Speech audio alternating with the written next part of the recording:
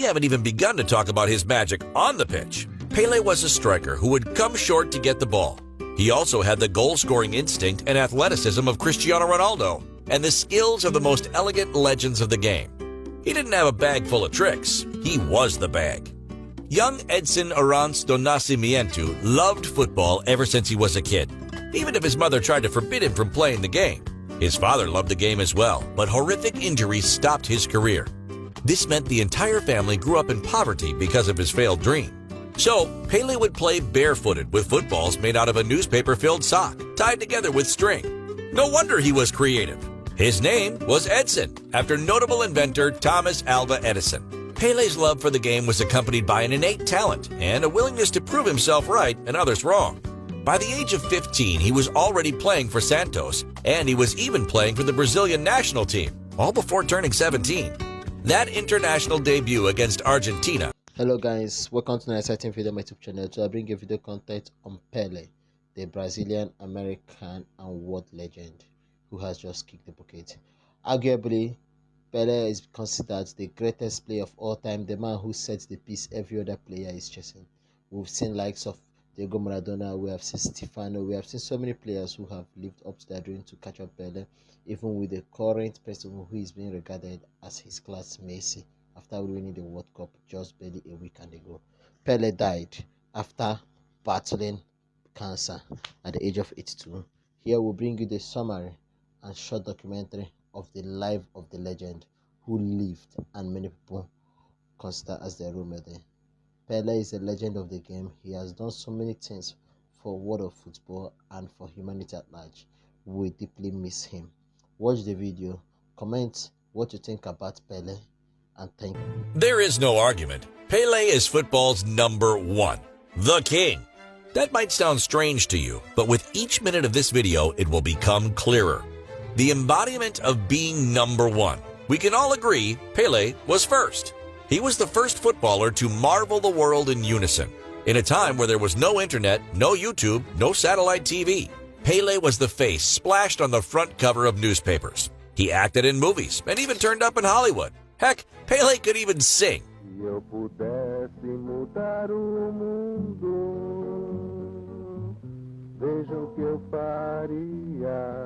Pele was the first footballer to transcend the game.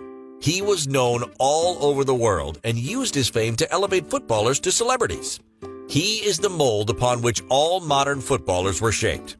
And we haven't even begun to talk about his magic on the pitch. Pele was a striker who would come short to get the ball. He also had the goal-scoring instinct and athleticism of Cristiano Ronaldo, and the skills of the most elegant legends of the game. He didn't have a bag full of tricks, he was the bag. Young Edson Arantes do Nascimento loved football ever since he was a kid, even if his mother tried to forbid him from playing the game. His father loved the game as well, but horrific injuries stopped his career. This meant the entire family grew up in poverty because of his failed dream. So, Pele would play barefooted with footballs made out of a newspaper-filled sock, tied together with string. No wonder he was creative. His name was Edson, after notable inventor Thomas Alva Edison. Pele's love for the game was accompanied by an innate talent and a willingness to prove himself right and others wrong. By the age of 15, he was already playing for Santos, and he was even playing for the Brazilian national team, all before turning 17. That international debut against Argentina, in which he also scored his first goal, was the first step in Pele's revenge. You see, in 1950, when Pele was just 10 years old, he saw his father crying inconsolably as Brazil lost the World Cup final on home soil to Uruguay. I saw my father cry. I say, why you cry? You know, because men don't cry. At that time, men could not cry. My father said, oh, Brazil lost the World Cup. He made a promise to his devastated father right there. I remember jokingly saying to him, "Don't cry, Dad. I'll win the World Cup for you." 14 years later, in Sweden, he became the youngest footballer to feature in a World Cup. He then became the youngest to assist, the youngest to score, the youngest to claim a hat-trick, and the youngest to score twice in the final. Can you believe it? Pele wasn't even 18 years old and had already won the World Cup, scoring 6 goals in 4 games. When the final whistle blew, he collapsed on the pitch. He had already kept his promise to his dad. and he still had a whole career ahead of him. On the subject of his career, there's something you need to understand. Yes, Pele played most of his career for Brazilian side Santos, never making the move to Europe. It's not like the European giants didn't want to bring in Pele. In fact, a plan was put in motion to stop this from happening as he was declared as a national treasure. After the 1958 success, the eyes of the footballing world were fixed on Pele. Real Madrid, Juventus, Inter, and Manchester United, they were all fighting to get him. In order to prevent a move abroad, the Brazilian president at the time declared him a national treasure. Buying him would be a crime. The fact that he never officially played in Europe is often a source of criticism from modern football pundits. We've heard it before. He played in a farmers' league. That line isn't just false, it's an absolute insult too. Even if we could argue for hours about the level of South American football, or how crucial many South American players are to teams in Europe, football was completely different back then. International transfers weren't the norm. Even more so, when a South American footballer was finally convinced to move abroad, this usually meant being nationalized so they would not count as foreigners. This would then make them eligible for the national team, as was the case for legends like Di Stefano and Puskás in Spain or Sibéry with Italy. This also means that there was no talent exodus. Only the best of the best played in each continent. Let's imagine that for a moment. A scenario in which intercontinental transfers don't occur. Neymar, Messi, Di Maria, Luis Suarez, all playing in the Copa Libertadores? It would be incredible. So when the Copa Libertadores was played in Pele's time, this was the case. The cup was as hard fought as the European Cup, and Pele Santos ruled the continent. They won 6 Brazilian championships, 10 Paulistas championships, and 2 Copa Libertadores.